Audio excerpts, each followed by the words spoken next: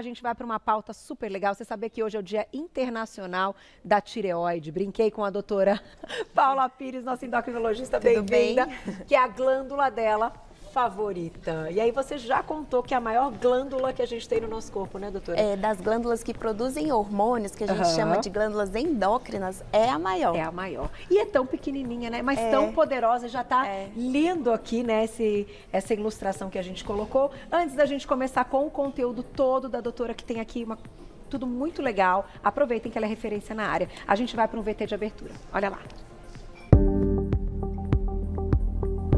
Celebrado todos os anos em 25 de maio, o Dia Internacional da Tireoide oferece uma oportunidade para destacar os múltiplos fatores genéticos, ambientais e outros que contribuem para o desenvolvimento de doenças da tireoide.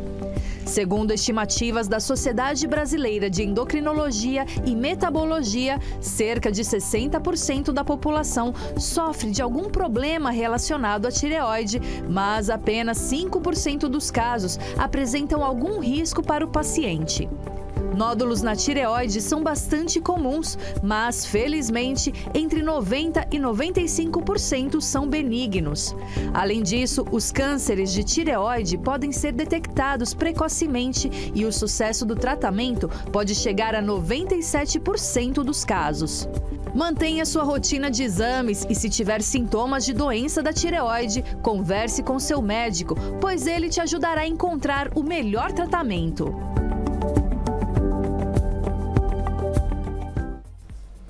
Tá aí. Então vamos às 10 curiosidades sobre a tireoide com a endocrinologista, a doutora Paula Pires, mais uma vez com a gente. E vamos começar, acho que por aqui, né, doutora? Apresentando então essa glândula, né, onde ela está e quais são as funções. Ó, gente, aqui é a nossa tireoide, ela fica nessa parte anterior do pescoço, bem abaixo do gogó, né, do pomo de Adão nos homens, que é mais proeminente, nas mulheres, então bem abaixo. E ela tem o formato da borboleta. Por isso que eu coloquei essa imagem da borboleta. É bonita, né? É. E ela é pequena, né, se for? É de 20 a 25 gramas, Uau. Normalmente. É muito pequenininha. É muito pequenininha. Palminha da mão. Agora, cumpre inúmeras funções, né? Carol, pacientes com doenças graves da tireoide podem até entrar em coma, porque o funcionamento normal da tireoide é responsável por organizar todos os nossos órgãos. Então, desde cérebro, intestino, circulação, fígado, tudo que você imaginar tem um dedinho ali da tireoide. Antes da gente começar com a dinâmica das 10 curiosidades, uma pergunta que eu acho extremamente importante. Qualquer disfunção na tireoide vai trazer sintoma?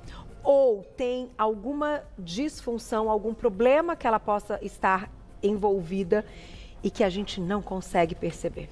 Tem um que é comum até, que eu vejo em alguns casos do consultório, que é quando só os anticorpos estão alterados. Os hormônios estão normais, entendi, mas tem aqueles anticorpos que destroem a tireoide alterados. O paciente não tem sintoma nenhum, mas nas mulheres, em alguns casos, isso pode levar a aborto de repetição. Uau! Então, em caso de abortos de repetição, sem nenhum motivo, esses anticorpos da tireoide podem ser os responsáveis. E como é que a gente descobre isso, doutora? Depois que a mulher já teve os abortos. Entendi. E aí, fazendo o exame de sangue, muitas vezes a gente não tem como prever. Meninas, prestem atenção nessa informação. Eu recebo tanta mensagem de mulheres relatando. Então, tá aqui, né? Nunca tinha ouvido falar. Então, passem aí por um check-up total. O problema pode estar na tireoide. Vamos começar então, doutora, com as 10 curiosidades. E a primeira, né? A gente olha esse prato tão bonito. Te pergunto, né? Será que existe uma dieta, né, para tireoide? Isso tá muito na moda nas redes sociais, tá, Carol? Estão falando muito da dieta para regular a tireoide. A gente sabe que a tireoide, para produzir os hormônios direitinho, precisa, sim, de alguns micronutrientes e vitaminas. Por exemplo, o selênio é importantíssimo para a produção de hormônio tireoidiano. 2 castanhas do Pará, por dia, já tem o selênio que a gente precisa. Maravilhoso. Uma dieta rica em ferro, em zinco, em vitaminas do complexo B, mas não é que existe uma dieta específica. É uma dieta equilibrada, saudável, isso sim pode regular os hormônios da tireoide. E outra coisa também que se fala, Ah, Paula, suco verde faz mal para a tireoide. Porque a couve tá crua, sei lá, brócolis vai cru. O que acontece? Não, esses vegetais que a gente chama de crucíferos, brócolis, couve, realmente em grandíssimas quantidades pode bloquear o hormônio da tireoide. Mas assim, a quantidade, Carol, é você comer por dia um caminhão de brócolis. Não. Então, gente... Um caminhão é muita coisa, né? É impossível, isso não acontece. Pode comer brócolis, pode tomar suco verde. A couve. A couve, isso não vai influenciar na tireoide. Então, a resposta é que não tem uma dieta específica para tireoide. A dieta saudável como um todo fortalece a tireoide. Tá aí. Agora, vamos passar para cá, que é outra questão, aqui é um salzinho, né? Porque falam muito também dessa relação, tanto que quando encontrado, eu acho que o tumor de tireoide, né, algum nódulo e tal, tem toda uma questão aí de uma dieta envolvendo sal, né, doutora? E na verdade, quando vai fazer um preparo para o exame. Mas o que acontece? Também, para captação e para liberação desses hormônios da tireoide, o iodo é fundamental. Tá. E aí, o que acontece? Antigamente, quando o sal não era iodado, porque no Brasil, esse sal branco tem iodo, obrigatoriamente. As pessoas desenvolviam muito problema de tireoide, porque o iodo vem principalmente de animais do mar. Então, peixe de água salgada, molusco. Então, quem não consome isso, não tinha iodo. E o que acontecia? A tireoide aumentava, dava aqueles papos, que antigamente, que é o bócio, né? Pela falta de iodo e o hipotireoidismo. Então, há muitos anos é obrigatório o sal do Brasil ter iodo. E aí, isso diminuiu muito os problemas de tireoide. Porque todo mundo come um pouco de sal, né? Só que tem aí um limite também, que é uma discussão dessa questão do iodo, porque se ultrapassar o limite do sal, a gente sabe que pode trazer muitos prejuízos, né? Ligado até à pressão e etc. Mas, e o iodo? Tem sim. Se comer muito iodo, aí acontece o contrário. A tireoide começa a produzir muito hormônio. E aí dá hipertireoidismo. Mas assim, sério, é muito difícil ultrapassar. Difícil. Isso acontece, hoje em dia também tem alguns profissionais que têm suplementado o iodo em forma de cápsula. Isso não é necessário, porque comendo comida normal, a gente já vai ter o iodo. Que também está nos alimentos. Está nos alimentos, está no salzinho ali que você tem. Mesmo se você consome um pouco de sal, tudo tem um pouquinho de sal. Mesmo se for o marinho, mesmo se for aquele sal grosso que a gente moe na hora? Então, a maioria dos sais. Agora, o sal rosa do Himalaia também, que é um modismo, muita gente substituiu esse sal branco pelo sal rosa, ele não tem iodo. Não tem iodo. E aí a gente sabe que o consumo só do sal rosa, tirando todo o sal branco, dá problema de tireoide. E o sódio nessa história? Porque a gente entendeu do iodo, mas o sódio também tem sua participação. O sódio na tireoide nem tanto. Então aqui a gente também não pode pensar, então vou comer muito sal para melhorar a minha tireoide, mas aí você vai ter muito sódio, pode aumentar a pressão. Exato. Então é comer normal, gente. Equilíbrio. Equilíbrio. Ela é tão bonitinha que ela é equilibrada, tá vendo, gente? Não é um lado para lá, outro para cá. Ela é o equilíbrio, né? Vamos lembrar disso. Então, assim, por dia, uma colherzinha de chá de sal, que na comida normal já tem isso, já é o suficiente. Perfeito. Doutora, vamos para a próxima caixinha que está aqui. Agora a gente tem a questão já do autoexame, ainda não? Ainda não, esse aqui. Vamos falar desse aqui, dessa bonequinha bonitinha com a mão na tireoide. Eu coloquei, Carol, para mostrar sobre os nódulos de tireoide, né? Legal, importante. Cada 10 pessoas, 6 têm nódulo de tireoide. Então é uma condição super comum e que as pessoas ficam muito angustiadas achando que pode ser câncer. 95% dos nódulos de tireoide são benignos. Então não tem que se preocupar na maioria das vezes. Dependendo do nódulo, do ultrassom, a gente faz a punção para ver se pode ser câncer. E 90% dos casos de câncer de tireoide, eles são de muito fácil controle, fácil tratamento. A evolução é muito lenta. Então é muito diferente desses cânceres que a gente está acostumado. De outros órgãos. Tanto que hoje em dia, por exemplo, a gente não tem que fazer mamografia, colonoscopia para prevenção. Ultrassom de tireoide não é considerado um exame para todo mundo como prevenção. Por quê?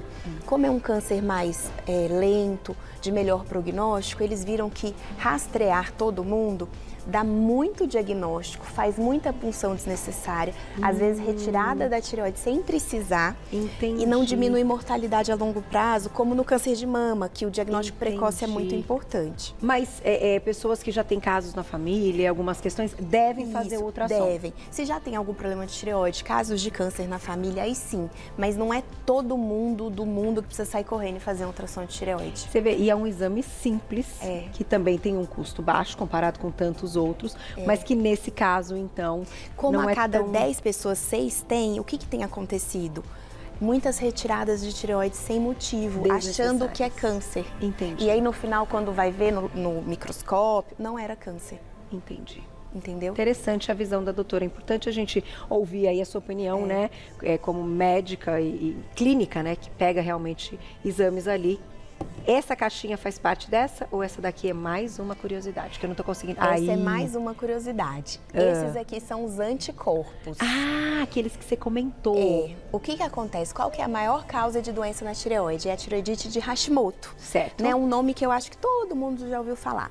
Tireoidite de Hashimoto é quando os anticorpos das nossas próprias células destroem a nossa tireoide.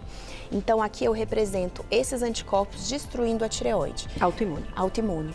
Sem a tireoide, não tem hormônios da tireoide e aí vem o hipotireoidismo. Ok. Tá? Essa doença autoimune, ela é uma das doenças endocrinológicas mais comuns. É mais em mulheres, aumenta com a idade, então na menopausa, pós-gestação isso tem mais risco. E vem associado com outras doenças autoimunes. Então, quem tem Hashimoto tem que ser rastreado para doença celíaca, que é intolerância ao glúten. Tá. E tem que ficar de olho na pele por conta de psoríase. Também. Que normalmente essas doenças vêm juntas. A psoríase de pele mesmo, pele. sem ser a de unha. Pode ser unha, pele, couro cabeludo. Que coisa, doutora, são coisas associadas. É legal, é interessante a sua visão, porque assim, a gente não pensa, deve ter, quanta gente está nos assistindo nesse momento, que já fez check-up de tudo e não encontra o porquê de alguns sintomas, né? E aí, quando você pensa que está tudo associado e que uma coisa pode estar vindo com a outra, agora, descobrir qual é a primária é sempre maravilhoso. E a primária pode ser, então, algo ligado à tireoide. A tireoide, sim. Daqui a pouquinho tem pergunta. Já quer colocar agora? Na tela, a perguntinha do público. Quem escreveu pra gente? Obrigada, Mari. Um beijo. Eu tenho hipotiroidismo e me engasgo com frequência. Isso tem a ver? Olha que pergunta interessante, Mari. Vamos discutir daqui a pouquinho. De volta com o nosso Você Bonita, hoje conversando sobre as 10 curiosidades da tireoide, já que é o Dia Internacional dessa glândula com tantas funções. Uma aula da doutora Paula Pires, endocrinologista. A gente deixou uma perguntinha que a gente vai responder agora para terminar com as nossas curiosidades. Mari, obrigada. Eu tenho hipotiroidismo e me engasgo com frequência. Isso tem a ver? Pelo hipotiroidismo e queda do hormônio, não. Mas provavelmente pode ser que ela tenha nódulos. E nódulos maiores podem comprimir a traqueia mesmo e o esôfago, dando engasgos. Então, pela alteração hormonal, não é um sintoma comum. Mas se tiver nódulo, sim. E aí precisa fazer exame de imagem. E às vezes até cirurgia. Ver até que ponto tem que retirar esses nódulos. Tá aí. Vamos para a próxima curiosidade. Não, mais uma perguntinha, né, Glaucia? Vai, mais uma na tela. Obrigada, Lu. Beijo. Meu médico disse que eu não tenho mais tireoide. Gostaria de saber se tem algum problema viver sem ela. Provavelmente ela deve ter o Hashimoto. Os anticorpos destruíram a tireoide. E sim, tem muito problema viver sem a tireoide. Então, provavelmente, ela toma hormônio de tireoide todos os dias, pro resto da vida. E é equilibrar. E aí equilibra, mas não pode ficar sem o hormônio. Vamos aproveitar essa pergunta dela para pra gangorrinha dos hormônios, né? Vamos aproveitar essa Muita deixa gente aí. fica na dúvida, né, Carol? Ai, meu TSH tá alto, isso é hipo ou hiper? Então, assim, o TSH é produzido pela hipófise no cérebro e estimula a tireoide. Certo. Quando o T4 livre, que é produzido pela tireoide, está baixo, a hipófise estimula, então o TSH sobe. Isso é o hipotiroidismo. T4 baixo é hipotiroidismo. Então o TSH é alto. O contrário, T4 alto, a tireoide está produzindo muito. O que a hipófise faz? Diminui o estímulo. Então o TSH baixa. Então, T4 alto e TSH baixo, isso é hipertiroidismo. Então, é o contrário. Então, quem está tomando o remedinho da tireoide? E aí chega lá no consultório, Paula, meu TSH tá alto. O que significa? Que o remédio está baixo. Então, eu tenho que aumentar a dose. A dose desse medicamento para equilibrar a gangorrinha. Tem que ficar assim, ó. Então, TSH alto, T4 está baixo. Então, tem que dar mais hormônio. Doutor, antes da gente falar desse finalzinho aqui do hipo e do hiper e tal, o que hoje você, com a sua prática clínica, observa com o aumento dessas doenças? Estamos falando de doença autoimune, ou seja, essa questão desse desequilíbrio da glândula que acontece, parece que do nada, né? Quais são os gatilhos disso? Vírus pode ser gatilho. A gente viu muita doença de tireoide na pandemia. Jura? Estresse. Tá. Essa vida mais estressante que a gente leva, né? Que a gente tá engordando, comendo mal, muito industrializado, tudo isso pode ser gatilho. Não é causa. Não é causa. Tem que ter uma predisposição genética. Entendi. Entendeu? Mas isso pode iniciar. Tem muita gente que fala, fiquei com hipotireoidismo depois que perdi minha mãe. Tá. Isso acontece mesmo. Que coisa. Vamos colocar a perguntinha do público, aproveitem, olha lá. Sandra, obrigada, um beijo. É mito ou é verdade que a radiação da mamografia pode prejudicar a tireoide? Devemos exigir a proteção? Olha que pergunta maravilhosa. Mas sim, e eles já dão a proteção, né? Então isso já é uma coisa que já é padrão do protocolo. Vamos fechar com o espelhinho, que eu acho uma coisa importante, e daí se der tempo a gente fala daqui, doutora. Tá bom. Porque você trouxe o espelho para mostrar que a gente pode fazer o exame em casa. A gente pode fazer o autoexame, igual o autoexame da mama. É só ficar na frente do espelho, coloca o pescoço bem pra frente e lembra, é embaixo do gogó. Embaixo do gogó. Então aqui, e aí bebe um copo d'água, sabe, Carol, isso é importante? Que aí quando você engole, tá vendo que essa região se movimenta? Sim. Quem tem nódulo de tireoide, o nódulo pula. Lógico que ele precisa ser um pouquinho maior. Ah, pode... Deixa eu ver, ó. Vou colocar aqui. Meninos, você me fala quando tiver ok, tá? A tireoide fica mais ou menos aqui, ó. Será que o pessoal tá vendo? Aqui, peraí, cadê o espelho? Tá quase. Não deu, né? Aqui, ó. Aqui, Aê, sensacional. Isso. E aí... A pessoa pode palpar para ver se acha alguma bolinha e ao engolir o líquido, ver se alguma bolinha se movimenta. Tá. Que o normal é só, a gente vê a estrutura, liso. Só a estrutura, liso. Alguma coisa movimentada. O nódulo acima de 1 centímetro dá para ver. Olha, gente, uma coisa fácil, né? Não custa absolutamente nada e que é possível fazer em casa. Vamos colocar mais uma perguntinha do público que dá tempo. Olha lá. Doutora Paula tem que voltar sempre, é maravilhoso. Thaís, obrigada, um beijo. A tireoide pode aumentar o transtorno de ansiedade? Sim, com certeza. O hipertireoidismo, que aí é o funcionamento demais, muito hormônio de tireoide, dá sintomas idênticos ao de ansiedade. Tremor, taquicardia, insônia, agitação. Então, às vezes, uma crise de pânico pode ser um hipertireoidismo. Tá. E ele acaba sendo menos comum que o hipo. É, menos comum. Por quê, doutora? É também autoimune, que a gente chama de doença de Graves. É mais raro, não tem muito motivo, viu, Carol? Não tem muito motivo, mas que pode acontecer, então tem que, né, fazer a investigação. Vamos fechar com esses dois bonitinhos aqui. Temos 3 minutinhos, diretora? O pessoal aí de casa já sabe, né? Todo mundo fala, hipotireoidismo engorda, hipertireoidismo emagrece. Isso é verdade? É mito? Então, gente, o hipotireoidismo, que é quando o hormônio cai, ele dá mais lentificação, preguiça, a pessoa fica sem querer fazer exercício e ele pode inchar. Tá. Então, assim, de 3 a 4 quilos realmente pode acontecer. Mas o que acontece? Muita gente engordando 10, 15, 20 quilos e culpando a tireoide. Não é isso. Não é isso. Lembra do Ronaldo Fenômeno, que engordou muito, aí veio a história que ele tinha hipotireoidismo? Pode desencadear o ganho de peso, mas ganhar muito peso, provavelmente é hipotireoidismo e estilo de vida ruim. Entendi, associado, né? Pode estar ali, mas não é o motivo principal. E o hiper realmente emagrece, mas assim, eu já tive casos de hipo que emagreceram, caso de hiper que nada aconteceu no peso. Sério? Depende da pessoa, sabe? Depende cada um, eu falo isso, gente, não dá pra botar na mesma sacola todos. É muito individualizado. Por isso que é bacana juntar todas as informações da doutora Paula e, claro, quando você estiver ali numa consulta, tirar as dúvidas, né? Ouvir o que o profissional médico tem a dizer, né, doutora?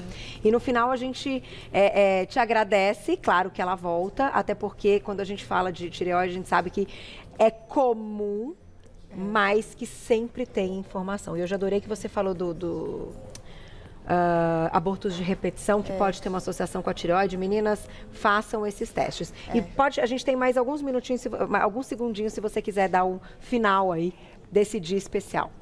Uma coisa que todo mundo confunde, o hormônio da tireoide, que é a levotiroxina, aqueles famosos Puran, Sintroid, ele tem que ser tomado em jejum, Carol. E tem que ser sozinho, tem que ser o único remédio. Isso é verdade. E tem que esperar 30 minutos para comer qualquer coisa. Isso é verdade. Muita gente esquece, às vezes o médico não orienta. Então, o remedinho da tireoide tem que ser em jejum e tem que esperar 30 minutos para comer qualquer coisa. Não pode tomar com nenhum remédio junto e tem que ser com água, senão ele não absorve. Senão não absorve. Tá vendo, gente? Sabe tudo. Ela é referência na área. Eu vou deixar o contato, tem vários vídeos maravilhosos no Instagram dela. Vão lá. @doutora abreviado Paula Pires, tudo junto. @doutora abreviado Paula Pires. Pires, tudo junto, já encontra o trabalho da nossa médica querida. Obrigada, viu? Espero vocês amanhã pro VB Transformando Vidas. Oba, 12:30. Beijo. Obrigada, doutora.